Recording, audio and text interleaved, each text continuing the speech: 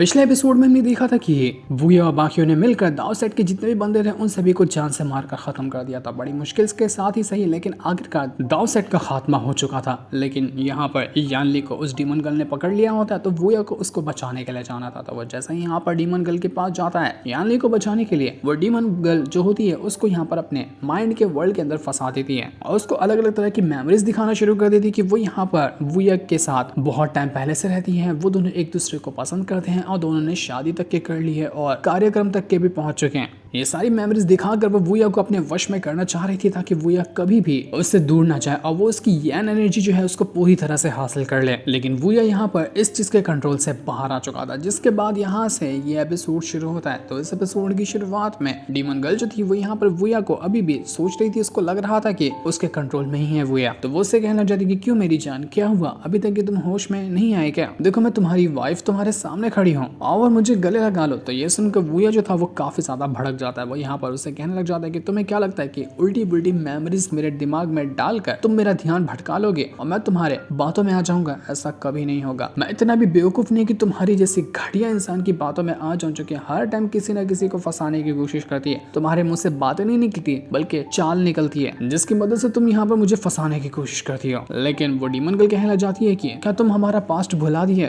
तुम्हें पता है ना कि कैसे हम दोनों एक दूसरे से प्यार करते थे, हमने शादी तक की थी, तुम सारी चीजों को इतनी जल्दी नहीं भुला सकते। लेकिन वो यह कहना चाहता है कि एक बार भी तुमने इस चीज की बातें वापस से की ना तो मैं यहाँ पर तुम्हारी जान ले लूंगा, जान से मार डालूंगा मैं तुम्हें, क्योंकि तुम्हारी इन घटिया हरकतों से मैं थक चुका हूँ। तो ये सुनकर डीमन गर्ल कहने लग जाती है कि लड़के हमेशा ना हार्टलेस ही होते हैं, उनके अंदर दिल ही नहीं होता, लड़कियों की फीलिंग समझ ही नहीं पाते हैं। वैसे ही तुम भी हो, इसलिए मैं तुम्हें यहाँ पर अपनी फीलिंग्स महसूस करवाऊंगी। इतना कहते साथ ही वो यहाँ पर वूया के ऊपर अटैक करना शुरू कर चुकी थी। लेकिन वूया भी यहाँ पर अपनी पावर का इस्तेमाल करते हुए उसके साथ फाइट करने लग जाता है। वो यहाँ पर वूया को एक फॉर्मेशन के अंदर ट्रैप कर देती है, लेकिन वूया को इससे कोई फर्क नहीं पड़ता। वो दोबारा से यहाँ पर अपने आप को छुड़ाते हुए उस डीमन गर्ल के साथ फाइट करने लग गया था। दोनों के बीच में काफी जबरदस्त फाइट शुरू हो जाती है, जहाँ वूया उसे कह रहा था कि अब तुम नहीं बचोगे, मैं तुम्हें जान से मार देने वाला हूँ। वो जितने भी अटैक करता डीमन गर्ल यहाँ पर कहने लग जाती कि यार तुम अटैक तो कर रहे हो लेकिन उतने ज्यादा खतरनाक अटैक नहीं कर रहे हो, ऐसा लगता है कि तुम यहाँ पे मुझे जान से नहीं मारना चाहते। क्यों, सच कह रहे हो ना? तुम्हारे अंदर मेरे लिए अभी भी थोड़ी बहुत फीलिंग होगी, तभी यहाँ पर तुम मेरी जान नहीं लेने वाले हो। तो ये सुनकर वूया भड़क जाता है। वो तुरंत यहाँ पर उसको फ्रीज करता है और फ्रीज करने के बाद उसे कहने लग जाता है कि मैं यहाँ पर तुम्हें जान से मार सकता हूँ, मुझे उससे कोई फर्क नहीं पड़ता। अगर तुम्हें मरने का इतना ही शौक चढ़ा है तो ठीक है, मैं तुम्हारी ये ख्वाहिश पूरी करने के लिए तैयार हूँ। तो वो तुरंत यहाँ पर अपनी पावर का इस्तेमाल करते हुए उस फॉक्स डीमन के ऊपर अटैक देकर मार देता है, जिस वजह से वो जो डीमन थी उसकी हालत खराब हो जाती है। वूया को लग रहा था कि वो यहाँ पर अब यहाँ से जा सकता है। तो जैसे वो यहाँ से जाने वाला था, वो जो डीमन गर्ल थी वो अपने ओरिजिनल रूप में आ जाती, जो कि असल में एक फॉक्स डीमन ही थी। और यहाँ पर आने के बाद वो वूया से कहने लग जाती कि बस हो गया वूया, अब मैं तुझे नहीं छोड़ने वाली। बहुत टाइम से तुझे प्यार से समझा रही थी लेकिन तुझे समझ में नहीं आता है, लगता है कि अब तुझे दूसरा तरीका ही अपना कर समझाना पड़ेगा। तो यहाँ पर वो अपनी पावर का इस्तेमाल करते हुए वूया के ऊपर अटैक करने की कोशिश करी थी, ताकि वो यहाँ पर वूया की यंग एनर्जी जो है उसको हासिल कर सके। वूया यहाँ पर तुरंत अपने बीस्ट फॉर्म में आ जाता है और उसमें आने के बाद वो यहाँ पर फॉक्स डीमन के साथ फाइट करने लग गया था और यहाँ पर वो मार मार कर फॉक्स डीमन की हालत खराब कर देता है, यहाँ तक कि वो उसके सारे के सारे टेल्स को भी काट देता है, जिस वजह से फॉक्स डीमन की हालत खराब हो चुकी थी। लेकिन फिर भी वो यहाँ पर रुकने के लिए तैयार नहीं। वो दोबारा अपनी पावर का इस्तेमाल करते हुए वूया के ऊपर अटैक करने की कोशिश करती है और वो वूया के अटैक को रोक भी रही थी। लेकिन वूया यहाँ पर रुकने वाला नहीं था, वो बिल्कुल थक चुका था इस डीमन गर्ल की हरकतों से। उसको अब यहाँ पर किसी भी तरह से इसको जान से मारकर यहाँ से बाहर निकलने का रास्ता ढूंढना था। तो वो यहाँ पर पूरे गुस्से के साथ एक खतरनाक अटैक देकर क्या मार देता है, जिस वजह से यहाँ पर उस डीमन गर्ल की हालत खराब हो चुकी थी। वो पूरी तरह से इंजर्ड हो जाती है और अब ऐसा लग रहा था कि इसके अंदर हिम्मत नहीं बची हुई है दोबारा खड़े होकर फाइट करने की। डीमन गर्ल जो थी वो यहाँ पर वूया से कहने लग जाती कि वूया, तुम्हें पता है कि आखिर मैं यहाँ पर क्यों तुम्हारी यन एनर्जी को हासिल करना चाह रही थी? अगर मैं यहाँ पर तुम्हारी यन एनर्जी हासिल कर लूँ ना तो इससे मेरी कल्टीवेशन बढ़ती, मैं अपना ब्रेक थ्रू कर पाती। मुझे खुद को पावरफुल बनाना है एक इंसान से बदला लेने के लिए जिसका नाम फैंग है। वो यहाँ पर कहानी बताना शुरू कर देती है कि कुछ टाइम पहले हमारी 3 बहनें हुआ करती थी। मैं बीच वाली बहन थी, मेरे से एक छोटी बहन थी और हम दोनों की एक बड़ी बहन थी। मेरी जो बड़ी बहन थी उसको यहाँ पर एक लड़के से प्यार हो गया था जिसका नाम था फैंग। उस लड़के ने यहाँ पर मेरी बड़ी बहन को इतना ज्यादा अच्छे से मनाया कि मेरी बहन उसकी बातों में आ गई। उसको लगा कि वो लड़का उसके लिए हर चीज करने को तैयार है। अब वो यहाँ तक कि उससे शादी भी करने वाली थी। मेरी बड़ी बहन डेली हर टाइम एकदम खुश रहा करती थी कि कब यहाँ पर उसकी उस फैंग के साथ शादी होगी। लेकिन हमें पता था कि यहाँ पर इंसानों के ऊपर भरोसा नहीं किया जा सकता। हम यहाँ पर फॉक्स डीमन है और अगर कोई इंसान आता है तो वो यहाँ पर सिर्फ हमारा फायदा उठाने की कोशिश करेगा। हमने कई बार अपनी बहन को समझाने की कोशिश की, लेकिन हमारी बहन ने तो मानने से इनकार ही कर दिया और वो यहाँ पर सीधा उस फैंग के साथ चली गई, ये कहते हुए कि उसको हमारी कोई फिक्र नहीं है। हमें यहाँ पर उसने धोखेबाज समझकर हमसे नाता तोड़ लिया कि हम यहाँ पर उसकी खुशियों में बाधा डाल रहे हैं, लेकिन हमें पता था कि यहाँ पर कुछ न कुछ तो गड़बड़ होगा और जैसा हमारा शक था वही चीज हुआ। कुछ दिनों के बाद हमें हमारी बड़ी बहन एक जगह पर गिरी हुई मिली जिसकी हालत पूरी तरह से खराब थी और उसके अंदर से उसका डीमन कोर भी हासिल कर लिया गया था, जो हम फॉक्स डीमन को सबसे ज्यादा पावरफुल बनाता है। हमारी कल्टीवेशन पावर डीमन कोर के अंदर होती है और यहाँ तक कि हमारी जान भी उसी के अंदर होती है। कोई हमारा डीमन कोर चुरा ले तो इससे उस बंदे का तो फायदा हो जाएगा, लेकिन हम लोग मारे जाएंगे। तो जिस फैंग से मेरी बड़ी बहन ने प्यार किया था, उसी फैंग ने यहाँ पर उसका डीमन कोर चुरा लिया और उसकी इस तरह से हालत कर उसे फेंक दिया। जब हम यहाँ पर देखने गए अपनी बड़ी बहन को, तो उसके जो हाल था उसको देखकर हमें बर्दाश्त नहीं हुआ। हमारी बहरी बहन को तब जाकर एहसास हुआ कि हम जो उसको समझा रहे थे ना वो सही था और उसके यहाँ पर आंखों पर फैंग ने पट्टी बांध दी थी। मेरी बड़ी बहन मुझसे माफी मांगते हुए रह गई कि माफ कर देना, जो मैंने तुम्हारी बातें नहीं मानी। मैं माफी के लायक तो नहीं हूँ,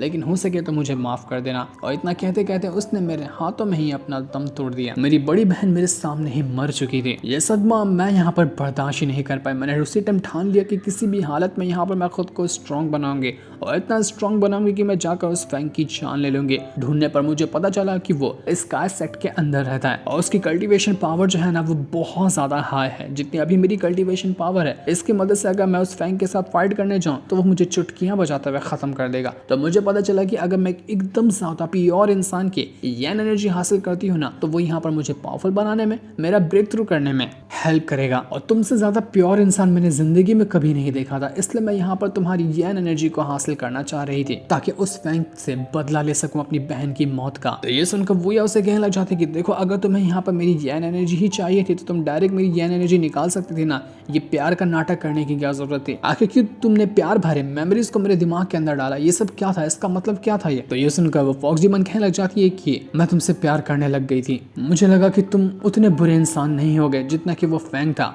और आज भी मुझे लगता है कि तुम उतने बुरे नहीं हो। और तुम कभी भी मेरी फीलिंग्स को गलत मत समझना। मैंने कभी भी तुम्हारे साथ कुछ गलत हरकत करने की कोशिश नहीं की, बल्कि बस यहाँ पर तुमसे प्यार किया और तुम्हारी ये एनर्जी हासिल करना चाह रही थी। लेकिन अब सब खत्म हो गया, मैं यहाँ पर मरने वाली हूँ। मुझे नहीं लगता कि मैं जाकर अब फैंग से बदला ले पाऊंगी, इसलिए मेरी तुमसे रिक्वेस्ट है, बस एक रिक्वेस्ट मुझसे कर दो मेरे मरने से पहले कि अगर तुम्हें कभी फैंग दिखाई देता ना तो तुम जाकर उसको मार देना। मैं मर जाऊँ मुझे उससे फर्क नहीं पड़ता, लेकिन मैं उस फैंग को जिंदा बचे हुए रहते हुए नहीं देख सकती। तो ये सुनकर वो ये कहने लग जाते कि देखो, मैं यहाँ पर तुम्हारे मैटर के बीच में टांग नहीं घुसाऊंगा क्योंकि मेरा फैंग से कोई लेना देना नहीं है, इसलिए मैं अपना बिना मतलब की मुसीबत नहीं मोल लेने वाला। तो ये सुनकर वो फॉक्स डीमन कहने लग जाती है कि तुम बिल्कुल वैसे ही हार्टलेस इंसान हो, तुम्हारे अंदर दिल नहीं है क्या? मेरी इतनी सी ख्वाहिश नहीं पूरी कर सकते? तो ये सुनकर वो ये कहने लग जाता है कि ठीक है, मैं उसके पास नहीं जाऊंगा, लेकिन अगर कभी फ्यूचर में हमारी किस्मत से मुलाकात हो गई ना तो मैं यहाँ पर उस टाइम उसकी जान ले लूंगा। इतना कर सकता हूँ, इससे ज्यादा कुछ नहीं कर सकता। तो ये सुनकर फॉक्स डीमन उसे कहने लग जाती है कि बहुत बहुत शुक्रिया वूया तुम्हारा, अब मैं यहाँ पर सुकून से अपनी जान दे सकती हूँ। मैं अब मरने के लिए तैयार हूँ। तुम्हारी जो भी ख्वाहिश होगी ना, मेरी शुभकामनाएं तुम्हारे साथ है, तुम उसको जरूर पूरा करोगे। काफी इमोशनल पास्ट था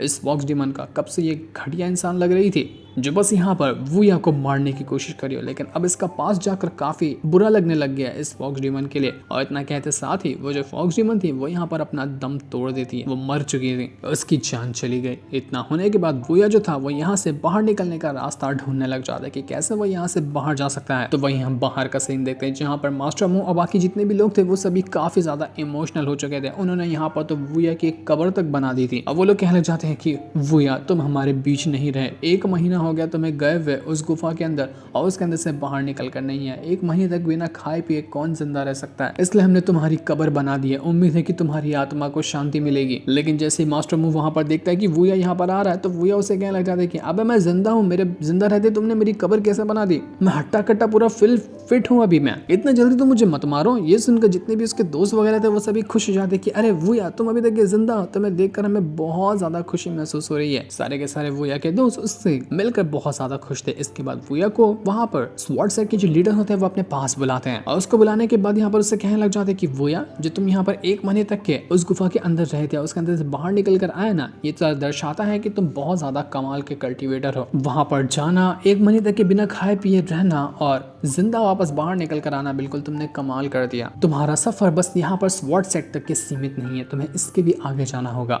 मुझे नहीं लगता कि जितने तुम अभी पावरफुल बन गए हो ना, इसमें और ज्यादा तुम्हें पावरफुल बनाने के स्वॉर्ड सेट काम आ पाएगा, क्योंकि हमारा स्वॉर्ड सेट उतना ज्यादा स्ट्रॉन्ग नहीं है कि तुम जैसे कल्टीवेटर को और ज्यादा पावरफुल बना सके। अगर तुम्हें कल्टीवेशन को इस तरह से जारी रखना है तो तुम्हें दूसरे सेक्ट में ज्वाइन करना पड़ेगा, जो कि हमारे स्वॉर्ड सेट से भी ज्यादा पावरफुल मेरी नजर में इसका सेक्ट है। और अगर तुम बुरा ना मानो तो मैंने उनसे बात कर ली है, वो तुम्हें अपने सेक्ट में शामिल करने के लिए तैयार है। कल वो लोग आएंगे तुम्हें लेने के लिए और उसके बाद तुम्हारा नया सफर शुरू होगा स्काई सेक्ट के अंदर। वहां पर जाकर तुम्हें अपनी कल्टीवेशन इंक्रीज करनी है और इतना ज्यादा खुद को पावरफुल बनाना है कि तुम्हारा पूरी दुनिया में चर्चा हो। मुझे उम्मीद है कि जो कल्टीवेशन की ऊंचाइयों पर तुम स्वॉर्ड सेट के अंदर नहीं पहुंच पाए थे ना, स्काई सेट के अंदर तुम पहुंच जाओगे। वहां पर कल्टीवेशन करना तुम्हारे लिए बिल्कुल एक अपॉर्चुनिटी की तरह है। ये सुनकर वोया जो था वो बिल्कुल हैरान रह चुका था कि स्काई सेक्ट तो वही है ना जिसके बारे में वो डीमन कह रही थी कि फैंग भी वहीं पर रहता है और वो बहुत ज्यादा स्ट्रॉन्ग है। तो लगता है कि अब उस फैंग से भी मुलाकात होगी ही जल्दी और उसके बाद मैं उस डीमन से किया हुआ वादा भी पूरा कर लूंगा। वो जो लीडर थे वो यहाँ पर वोया से कहना चाहते कि वोया तुम्हें समझ में आ रहा है कि मैं क्या कहना चाह रहा हूँ। स्काई सेक्ट जो है वो हमारे स्वॉर्ड सेक्ट से बहुत ज्यादा स्ट्रॉन्ग है और वो इस कॉन्टिनेंट के टॉप 10 सेक्ट में से एक है। वहाँ के जितने भी कल्टीवेटर है वो हमारे जितने भी स्वॉर्ड सेक्ट के पावरफुल कल्टीवेटर होंगे ना, उनको अकेले हरा सकते हैं। उस सेक्ट में जाने के बाद वहां का कुछ एंट्रेंस एग्जाम भी होता है, तो तुम्हें पहले वहां जाकर उसको क्लियर करना पड़ेगा। उम्मीद है कि जो चीज मैंने तुम्हारे लिए सोची है उसको तुम करोगे और स्काई सेक्ट के अंदर जाने के बाद वहां पर खुद को और ज्यादा स्ट्रॉन्ग बनाकर हमारे इस स्वॉर्ड सेक्ट का नाम रोशन करोगे, ताकि दुनिया जान सके कि हमारे स्वॉर्ड सेक्ट से गया हुआ एक बंदा कल्टीवेशन की ऊंचाइयों को छू रहा है। तुम हेवन तक के अपना नाम रोशन करना। मेरी शुभकामनाएं हमेशा तुम्हारे साथ रहेगी। तो क्या तुम्हें ये ऑफर सही लगा? तो ये सुनकर वो यह कहने लग जाते हैं कि लीडर, आपने अगर मेरे लिए कुछ चुना है तो वो मुझे कैसे पसंद नहीं होगा। मैं बिल्कुल जाऊंगा स्काई सेक्ट के अंदर, वहां जाकर अपनी कल्टीवेशन बढ़ाऊंगा और यहाँ पर आपको कभी डिसअपॉइंट नहीं होने दूंगा। आपको मुझ पर गर्व होगा कि आपने मुझे वहां भेजकर कितना अच्छा काम किया। यहाँ से वोया की एक नई जर्नी शुरू होने वाली थी, जो कि शुरू होगी स्काई सेक्ट से। लेकिन न्यूज के हिसाब से ये जो एपिसोड है ये इस सीरीज का लास्ट एपिसोड होने वाला है। वोया की जो नई जर्नी शुरू होगी स्काई सेक्ट वाली, वो शुरू होगी सीजन 2 में। लेकिन सीजन 2 कब रिलीज होगा इसकी अभी हमें जानकारी नहीं बताई गई है, पर जैसे ही सीजन 2 रिलीज होगा मैं यहाँ पर उसको वैसे ही एक्सप्लेन करने की कोशिश करूंगा। तो इस सीन के साथ सीजन 1 यहीं पर एंड हो जाता है। Thanks for watching.